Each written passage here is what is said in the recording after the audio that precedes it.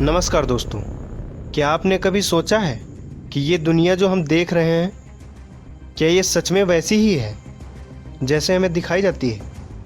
हर दिन जो खबरें हमें मिलती हैं वो बस एक पर्दा है उस सच्चाई पर जो गहराई में कहीं छिपी है। एक ऐसा प्लान जो दुनिया को एक छुपे हुए सिस्टम में बदल रहा है, बिना शोर, बिना ऐलान। New world order. 1991 में पहली बार अमेरिकी राष्ट्रपति जॉर्ज बुश ने एक भाषण में इसका जिक्र किया। उन्होंने कहा, a new world order can emerge where diverse nations are drawn together in common cause. उस दिन से ये शब्द हर गुप्त बैठक, हर साजिश की बातचीत में दोहराया जाता है। कुछ लोग कहते हैं ये सिर्फ एक सपना है, लेकिन कुछ कहते हैं ये एक ऐसा जाल है जिसमें पूरी दुनिया को फंसाया जा रहा है। इस सिस्टम में शामिल है कुछ ताकतवर परिवार जैसे रॉथस्चाइल्ड्स, रॉकफेलर्स और वो संगठन जिनके नाम हम अखबारों में नहीं देखते। Illuminati, Bilderberg Group, Trilateral commission.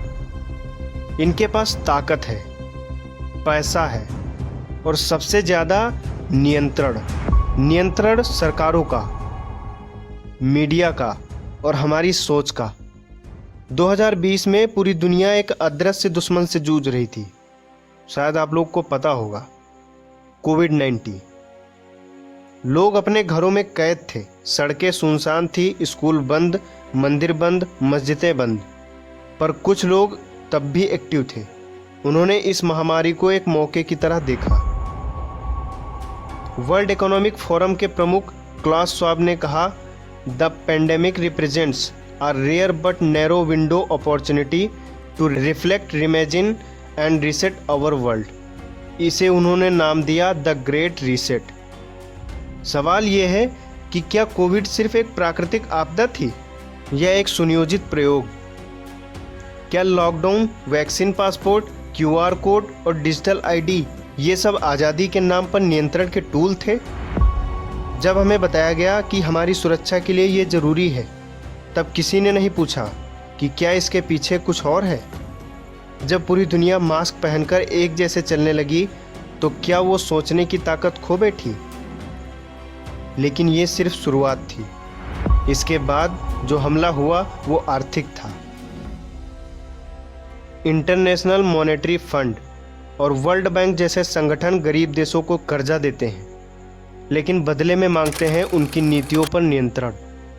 कई देशों को मजबूर किया गया कि वो अपनी संपत्तियां बेचें, अपने सार्वजनिक सिस्टम को निजी हाथों में सौंपे, और इसके पीछे एक ही मकसद था, पूरी दुनिया की संपत्ति को कुछ मुट्ठियों में केंद्रित करना। अब दुनिया एक और कदम की ओर बढ़ रही है, डिजिटल करेंसी। कोई कैश नहीं, कोई नोट नहीं, सिर्फ कोड। और कोड का मतलब है नियंत्रण। अगर आपने सिस्टम के खिलाफ कुछ कहा, आपका अकाउंट ब्लॉक। अगर आपने गलत सोचा, आपकी खरीदारी बंद। आप आज़ाद नहीं रहेंगे, सिर्फ सहमति और चुप्पी। आप सोचेंगे इसमें मुनाफा किसका है? तो जरा इतिहास के पन्ने पलटिए और गौर से देखिए। हर बड़ा युद्ध, Afghanistan, Iraq, Libya, Ukraine, Gaza, इन सब का अंत मौत और तबाही से नहीं, बल्कि हथियार कंपनियों के मुनाफे से हुआ है। हर मिसाइल, हर टैंक, हर हेलीकॉप्टर किसी कंपनी की बिक्री का हिस्सा है। और अमेरिका का मिलिट्री इंडस्ट्रियल कॉम्प्लेक्स एक ऐसा जाल है जो युद्ध को एक बिजनेस बना चुका है। और जब दुनिया डर में जीती है, तब वो सुरक्षा के लिए किसी भी हद तक झुक जाती है। ये तो आप लोग जानते ही हैं। अब युद्ध सिर्फ मैदान में नहीं होते, अब युद्ध आपके डेटा पर होता है। हर मोबाइल ऐप, हर सर्च, हर फिंगरप्रिंट। सरकारें अब आपको नहीं, आपके पैटर्न को पढ़ रही हैं। ये चीन ने मॉडल शुरू किया था, सोशल क्रेडिट सिस्टम। अगर आपने सरकार के खिलाफ कुछ कहा, आपका स्कोर घट गया। आप हवाई जहाज की टिकट नहीं ले सकते, बैंक लोन नहीं मिलेगा, नौकरी भी नहीं। अब आपको आज़ाद रहने के लिए सिस्टम को खुश रखना पड़ेगा। भारत में भी आधार, डिजिटल पेमेंट, ट्रैकिंग सिस्टम, सब कुछ धीरे धीरे एक निगरानी तंत्र में बदला जा रहा है। आज अगर आप सोचें कि आप अकेले हैं तो सोचिए फिर से। आपके आसपास कैमरे हैं, डाटा कलेक्टर है और एक ऐसा सिस्टम जो हर समय आपको देख रहा है।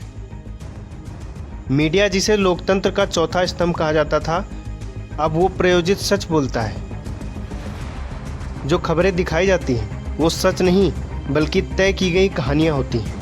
जो पत्रकार सच्चाई कहने की कोशिश करते हैं उन्हें खामोश कर दिया जाता है, कभी बदनाम करके, कभी गायब करके। जो इस सिस्टम का विरोध करता है वो जिंदा नहीं रहता। डॉक्टर सेबी ने बिना दवा के एड्स जैसी बीमारियों का इलाज का दावा किया और वो भी मर गए रहस्यमयी तरीके से। कितने वैज्ञानिक, एक्टिविस्ट, जर्नलिस्ट ऐसे हैं जो अचानक मर गए और कोई सवाल नहीं पूछता। सवाल अब भी यही है, क्या ये सब बस इत्तेफाक है या फिर एक ऐसा जाल जो हर दिन कसता जा रहा है। जो दुनिया हमें दिखाई जाती है वो एक बड़ी स्क्रिप्ट है जिसमें हम सब एक किरदार हैं। हर कानून, हर टेक्नोलॉजी, हर सिस्टम अब एक दिशा में जा रहा है, एक ऐसी दुनिया की तरफ जहां कोई स्वतंत्रता नहीं होगी, जहां हर सोच नियंत्रित होगी, जहां हर इंसान एक कोड में बदल दिया जाएगा। और ये सब हो रहा है हमारी आंखों के सामने, हमारी सहमति से, हमारी चुप्पी से।